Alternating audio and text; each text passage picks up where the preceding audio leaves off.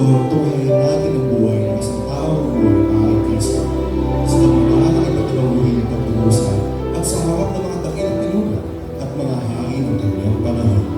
Isang taong inag-inag ng bilangguan ng langit, ng banda ng kamatayan. Isang pusong nag-alam sa iisang layunin ang ipahayag si Kristo sa buong sanlibutan. Si Apostol Pablo.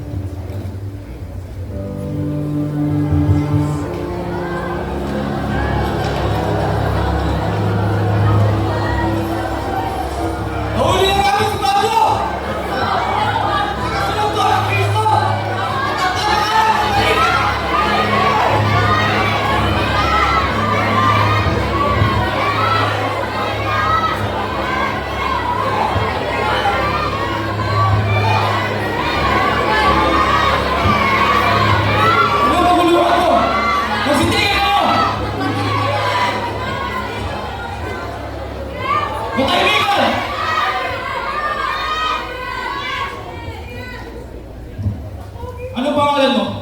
At bakit galit na galit sa iyo mga tao ito? Ako si Pablo.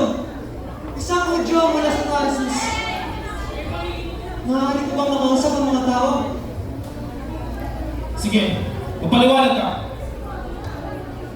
Mga kapatid at mga magulang, hayaan niyo akong magsalita.